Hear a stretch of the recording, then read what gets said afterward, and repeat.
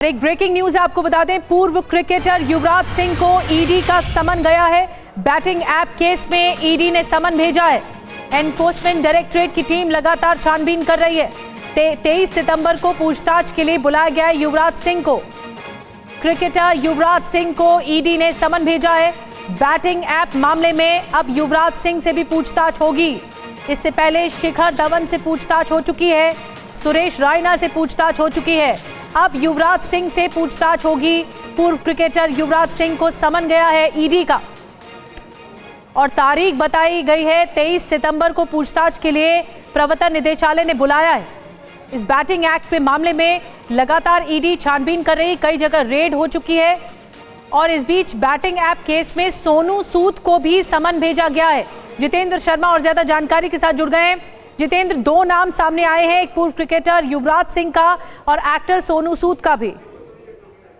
जी बिल्कुल, देखिए 1x batting app को लेकर अब लगातार ईडी अपनी तफ्तीश का दायरा बढ़ा रही है। इस केस में आज बाकायदा ईडी की तरफ से उर्वशी रौतेला और इसके अलावा अंकुश हजारा जो कि बंगाली एक्टर हैं, उनको पूछताछ के लिए बुलाया गया था। हालांकि उर्वशी रौतेला भी नहीं पहुंची है, लेकिन उसके तुरंत बाद ही 22 सितंबर को रॉबिन उथप्पा जो कि भारतीय क्रिकेटर रहे हैं, इसके अलावा युवराज सिंह को 23 को और 24 सितंबर को सोनू सूद जो कि बॉलीवुड एक्टर हैं, इन तीनों को पूछताछ के लिए लगातार 3 दिन तक बुलाया गया है। तो कहा जा सकता है कि 1x बैटिंग ऐप को लेकर जिसमें करोड़ों की पीएमएल यानी कि prevention of money laundering act के बारे में पता चला, उसको लेकर अब ईडी अपनी तफ्तीश को आगे बढ़ा रही है। लगातार इन लोगों के बयान दर्ज किए जा रहे हैं क्योंकि ये तमाम क्रिकेटर्स, ये एक्टर्स इस ऐप का प्रमोशन करने में लगे हुए थे और ये जो बैटिंग ऐप है इसको भारत सरकार की तरफ से बाकायदा बैन कर दिया गया था। बावजूद इसके नाम बदल बदल कर ये ऐप लगातार चल रही थी। करोड़ों रुपए इस ऐप के जरिए एक जगह से दूसरी जगह दूसरे अकाउंटों में भेजे जा रहे थे। जी जितेंद्र, लेकिन ये बताइए कि क्या मामला क्या है युवराज सिंह से जुड़ा हुआ और सोनू सूद से जुड़ा हुआ है इस बैटिंग ऐप में?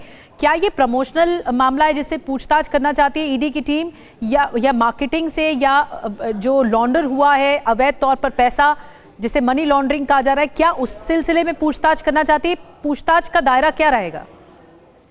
जी बिल्कुल, देखिए ईडी दरअसल जानना चाहती है कि जो जितने क्रिकेटर्स हैं, जो बॉलीवुड से हैं, जो लगातार इस बैटिंग ऐप का प्रमोशन कर रहे थे, इनको पैसा किस रूप में मिला? क्या ये आय से अर्जित, यानी कि जो अपराध से अर्जित आय थी, ये उसका हिस्सा तो नहीं था? यानी कि इस बैटिंग ऐप से जो पैसा कमाया गया, जो आपराधिक आय थी, उसका हिस्सा तो इन्हें नहीं मिला था। तो ये वो तमाम चीजें हैं जो ईडी इनसे जानने की कोशिश कर रही है।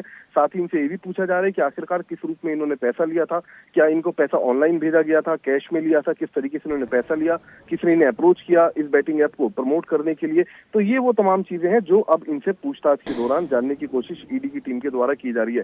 खास बात यह है कि तफ्तीश के दौरान ईडी को ये भी पता चला जो ये 1x बैटिंग ऐप है, ये दरअसल जो पैसा रिसीव कर रही थी वो अलग अलग अकाउंट यानी कि अलग अलग नाम से कर रही थी, जिसके जरिए पैसे को लॉन्डर किया जा रहा था, यानी कि एक जगह से दूसरी जगह भेजा जा रहा था और जो ब्लैक मनी थी उसको वाइट करने की भी इसमें कोशिश की गई। तो तमाम तरीके के जो आरोप हैं वो यहाँ पर लगे और उसके बाद ईडी ने अपनी तफ्तीश को शुरू किया था। जी